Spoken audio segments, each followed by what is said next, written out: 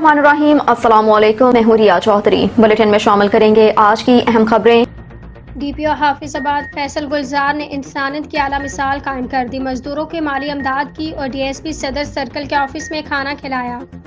Hafizabad international journalists council of Pakistan तहसील general secretary Shafqat Abbas Mokhar की तफसीलात के मुताबिक DPO हाफिजाबाद फैसल गुलजार ने गुज़श्ता चंद रोज़ से जारी बारिशों की वजह से बेरोज़गार अफराद जो इन मुश्किल हालात में मजदूरी ना मिलने की वजह से परेशान थे को DSP सदर सर्कल ऑफिस हाफिजाबाद में मदऊ किया और तमाम मजदूरों से तफसीली मीटिंग की। DSP सदर सर्कल हाफिजाबाद राना जमील कैसर को हिदायत की कि आइंदा से तमाम मजदूरों के मसाइल को तरजीही बुनियादों पर हल किया जाएगा। DPO हाफिजाबाद ने तमाम मजदूरों को खाना खिलाया और मुखैर हजरात के ताउन से उनके माली अमदाद भी की। DPO हाफिजाबाद का कहना था कि मजदूरों के खून और पसीने से ही हमारा मुल्क तरक्की की राह पर गामसन है।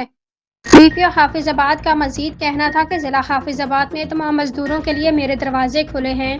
कोई भी मजदूर किसी भी मसला के हल के लिए मुझसे किसी भी वक्त रब्ता कर सकता है।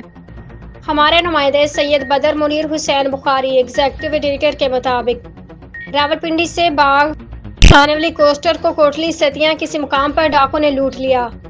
इब्तदाई मालूमात के मुताबिक एक मुसाफिर गोली लगने से जख्मी हुआ है। जख्मी मुसाफिर को अस्पताल मुंतकिल कर दिया गया है। तफसीलात के मुताबिक लैंड स्लाइडिंग की वजह से मेन सड़क ट्रैफिक के लिए बंद थी, जिसकी वजह से ड्राइवर हजरात ने आज मुतबादिल रास्ता इख्तियार किया हुआ था।